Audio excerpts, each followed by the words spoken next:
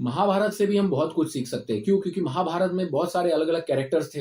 हर किसी की अपनी एक अलग प्रॉब्लम्स थी। बहुत सारे फ्रेंड्स थे, एनिमीज़ थे, लाइफ सिचुएशंस थी, जो कि तब भी रेलेवेंट थी और आज भी रेलेवेंट है। अगर आप महाभारत से सीखना चाहें तो बहुत ऐसी सिचुएशन की सीख आपको मिलेगी जो अगर आप आज के ज़माने में भी अप्लाई करेंगे तो वो काम करेगा। मुझे ऐसा लगता है कुछ 5 ऐसी बातें जो मैं आपको बताना चाहता था कि आपको भी उससे मदद मिल जाएगी। पहला पॉइंट, कभी भी अपनी संगत को ध्यान से चुनिए। आप किसके साथ उठते-बैठते हैं, किसके साथ ज़्यादा रहते हैं, कौन है आपके फ्रेंड्स, जिनके साथ आप ज़्यादा टाइम व्यतीत करते हैं, जिनके साथ आप ज़्यादा टाइम बिताते हैं। ऐसे लोगों को आप बहुत सावधानी से चुनिए। क्यों? देखिए, दुर्योधन बहुत बुरा नहीं था, लेकिन उसके शकुनी मामा की बातें सुनते वो इतने मतलब कि परेशान हो गया कि लिटरली उसके वजह से वो पूरा सब कुछ तबाह हो गया।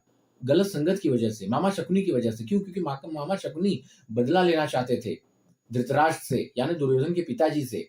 क्यों? क्योंकि इनकी बहन की शादी अंधे राजा के साथ कर दी गई थी, धृतराष्ट्र के साथ। अपनी बहन का बदला वो लेने के लिए मामा शकुनी ने दुर्योधन का इस्तेमाल किया और सब कुछ निस्तो-नाबूद कर दिया, सब कुछ तबाह कर दिया। तो इसके लिए आपको देखना होगा, कहते हैं ना घर का भेदी लंका ढाए, आपको देखना होगा कि आपके सलाहकार कौन है, आपके दोस्त कौन है, आप जिनसे राय लेते हो, कौन है आपके खास दोस्त, खास मित्र। जैसी संगत होगी वैसी ही रंगत होगी। अगर आप कितने भी बुरे क्यों ना हो, अगर आप अच्छी संगत में रहते हैं तो ज़रूर से ज़रूर आप भी अच्छे हो जाएँगे, अच्छे काम करने लगेंगे। ठीक है? वहीं आप कितने भी अच्छे हो, लेकिन आप गलत संगत में हैं, गलत लोगों के बीच में, तो आप क्या कर लेंगे? वो भी तो हावी हो जाएँगे आपके ऊपर। मानसिकता बनती चली जाएगी आपकी भी, वैसे ही जैसे वो लोग रहेंगे। तो उसमें होगा आप भी आगे नहीं बढ़ पाएँगे।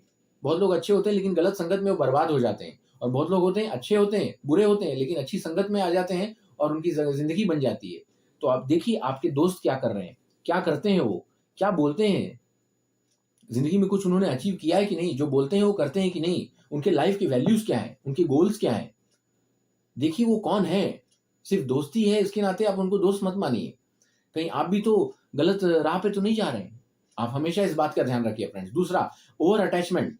कभी भी किसी के साथ बहुत ज़्यादा अटैच मत होइए। धृतराष्ट्र का अपने बेटे दुर्योधन के प्रति जो अटैचमेंट था, ओवर अटैचमेंट, उसके कारण ही सब कुछ बर्बाद हो गया, सब कुछ खत्म हो गया। दुर्योधन कितनी भी गलतियाँ करता था, कितना भी प्रॉब्लम्स खड़ा करता था, लेकिन धृतराष्ट्र उसको नेगलेक्ट कर देता था, कुछ नहीं बोलता था। क्यों? क्योंकि मेरा बेटा था और उससे बहुत लगाव था, बहुत प्यार था। ओवर अटैचमेंट बहुत गलत है। ओवर अटैचमेंट नहीं होनी चाहिए।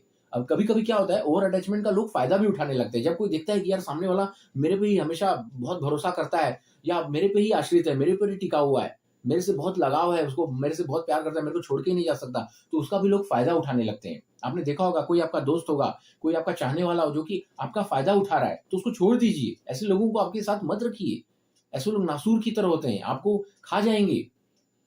तो ऐसे लोगों को बिल्कुल अपने पास मत रहने दीजिए जो कि आपका फ़ायदा उठाते हों। लेकिन गलती आपकी भी है, आप भी ओवर अटैचमेंट हो जाते हैं, ओवर अटैच्ड हो जाते हैं उनके साथ। ओवर अटैचमेंट किसी के साथ मत होइए, यहाँ तक कि अपनी आदतों के साथ भी ओवर अटैचमेंट नहीं होनी चाहिए। समझ गए फ्रेंड्स? देखिए, बुरी आदत की वजह से ही पूरा दुर्योधन है वो जो उन लोगों ने जो चौरस खेला, जो गेम खेला उन्होंने, जुआ, जुए की वजह से ही तो सब कुछ प्रॉब्लम हुआ। गलत आदतों से भी बचना चाहिए। गलत आदतें क्या होती हैं? Over attachment. ओवर अटैचमेंट किसी भी चीज़ के साथ बुरा होता है। ठीक है फ्रेंड्स? आपको लाइफ में बैलेंस रखना चाहिए। थर्ड पॉइंट, ज़िंदगी एक संघर्ष है। कभी भी उससे भाग के काम नहीं चलने वाला। आप भागिए मत। लाइफ में आपको कुछ भी प्रॉब्लम होता है ना, उससे उसको फेस कीजिए। देखिए, अर्जुन को कृष्ण भगवान ने यही बोला था कि भाई अपने सिचुएशन से मत भागो। सामने आपके रिश्तेदार हैं जो कि आपसे लड़ना चाहते हैं। वो लाइफ सिचुएशन से भाग रहा था अर्जुन। तो कृष्ण भगवान ने बोला कि आप उस चीज़ को फेस कीजिए। भाग के कुछ नहीं होने वाला। जो आपका कर्तव्य है उसको निभाइए। जो भी सामने सिचुएशंस आए उसको फेस कीजिए। आप जितना भागेंगे वो चीज़ आपको उतना ही डराएगी। इसके लिए लाइफ में कितनी भी विषम परिस्थिति आ जाए, कितनी भी बैड सिचुएशन आ जाए, वर्स्ट सिचुएशन में आ जाए, लेकिन तब पर भी आप हिम्मत रखिए, हौसला रखिए और ये जानिए कि सबकी लाइफ के अंदर ऐसे ही महाभारत होता है, सबकी लाइफ में ऐसी प्रॉब्लम्स आती हैं। लेकिन जो उसको फेस करता है वही आगे बढ़ता है, वही असली योद्धा कहलाता है। तो आप योद्धा हैं कि चोर हैं, वो डिपेंड करता है आपके ऊपर कि आप फेस करते ही नहीं। देखिए उसमें एक और महाभारत में गीता में सीख दी गई थी कि जो आप कुछ नहीं लेके आए थे, आप खाली हाथ ही लेके आए थे और खाली हाथ ही जाएँगे, तो किस बात का डर है? एक दिन तो सबको जाना है ऊपर, सबको मर जाना है। तो किस बात का डर होगा? ज़्यादा से ज़्यादा क्या होगा? क्या चला जाएगा इस दुनिया में आपका? क्या लेके ही आए थे कि चला जाएगा?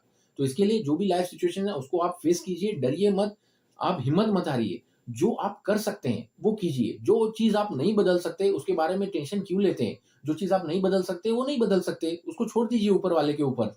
जिसके ऊपर जिसको आप मानते हो। लेकिन जो चीज़ आप बदल सकते हैं, जो चीज़ आप कर सकते हैं, उस पर फ़ोकस रखिए बस। ज़्यादा सोचिए मत। लाइफ में याद रखिए, जब भी आप बहुत दूर की सोचेंगे ना कि मैं अच्छा तब क्या होगा, मैं तब क्या करूँगा, जब मैं ये हो जाऊँगा, जब मैं बुड्ढा हो जाऊँगा, जब मैं बड़ा होऊँगा, आज से 5 साल बाद मैं क्या करूँगा, अच्छा परसों के दिन मैं क्या करूँगा? अरे नहीं, बिल्कुल नहीं। जितना ज़्यादा आप आगे की सोचेंगे ना, उतना ज़्यादा परेशान रहेंगे और जितना ज़्यादा पीछे का भी सोचेंगे, उतना परेशान रहेंगे। आपको हमेशा आज में जीना है, अभी में। बहुत ज़्यादा हुआ तो 1 दिन बाद की आप सोच के जिए अपनी ज़िंदगी। बहुत ज़्यादा आगे का प्लान बनाएँगे ना, बहुत ज़्यादा मेंटल प्रेशर होगा, एंग्ज़ायटी और स्ट्रेस क्रिएट होगा यार। इसके लिए ज़्यादा आप बहुत दूर की मत सोचिए, आज की सोचिए। जो भी लाइफ़ सिचुएशंस आती हैं, उसको फेस कीजिए हिम्मत से और पॉज़िटिविटी से फ्रेंड्स। ठीक है फ्रेंड्स? चौथा ज़बरदस्त पॉइंट कि कभी भी लाइफ़ में एक अच्छा मेंटर रखिए। जैसे अर्जुन के मेंटर थे श्री कृष्ण भगवान, तो वैसे ही देखिए कि आपका लाइफ़ में कौन मेंटर है? आप किसको मानते हैं?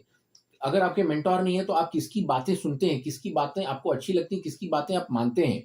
कोई गुरु है आपकी लाइफ में, कोई एक अच्छा एक गुरु रखिए अपने लाइफ में जिसको आप कंसल्ट कर सकें, कुछ प्रॉब्लम अपनी शेयर कर सकें। अपने माँ-बाप भी आपको आपका मेंटर हो सकते हैं, आपके टीचर, आपके सर, प्रोफेसर जो भी होती है मैम, आपको कोई भी एक आपका मेंटर होना चाहिए जिससे आप अपनी प्रॉब्लम जाकर शेयर कर सकें। आपके लाइफ में कुछ प्रॉब्लम्स हैं तो आप उनको बता सकें, उनसे आप सॉल्यूशंस ले सकें। तो लाइफ में एक मेंटर होना बहुत ज़रूरी होता है। देखिए बिज़नेस मेंटर्स भी होते हैं जो कि बिज़नेस जैसे स्पोर्ट्स में होता है, स्पोर्ट्स में कोच होते हैं।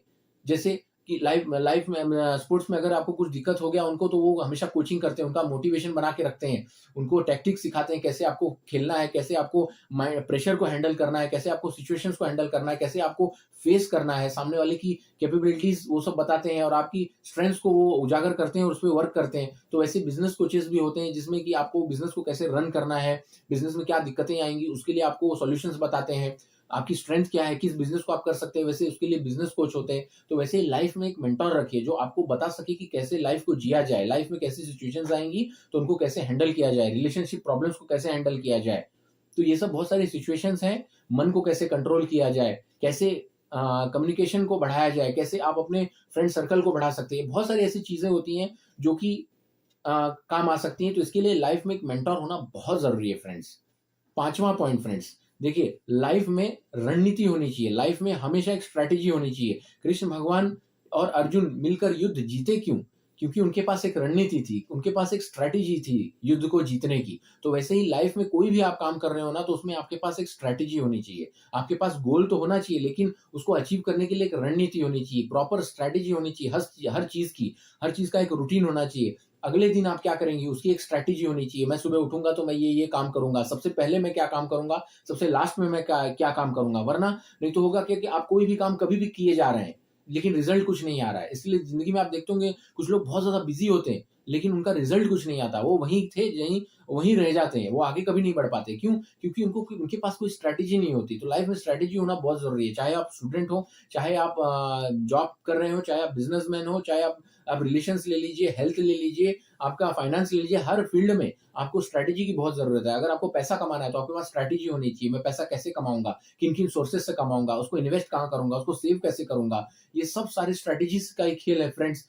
तो आपको कोई भी लाइफ में कोई सिचुएशंस हो, आपको स्ट्रैटेजी होनी चाहिए। उससे क्या होता है, स्ट्रैटेजी होने से ना आपका माइंड काम रहता है। आपको पता होता है कि अब मुझे क्या करना है, इसके बाद मुझे क्या करना है। तो आपका माइंड बहुत ज़्यादा एंग्ज़ायटी और स्ट्रेस में नहीं होता है। आप हर चीज़ को अच्छे से कर लेते हैं फ्रेंड्स। तो फ्रेंड्स ये थी कुछ ज़बरदस्त इम्पोर्टेंट बातें जो कि मुझे ऐसे लगी, जो आपको शेयर करनी चाहिए। महाभारत की बातें जो कि आप सीखेंगे और अप्लाई करेंगे अपनी लाइफ में भी, तो आपकी लाइफ में भी थोड़ी आसानी होगी। ठीक है फ्रेंड्स, हमारा वीडियो कैसा लगता है ज़रूर कमेंट बॉक्स में लिख कर के बताना। हमारे वीडियोज़ को लाइक और शेयर करना, चैनल को सब्सक्राइब कर लेना और हमारा वीडियो देखने के लिए आपका बहुत-बहुत धन्यवाद।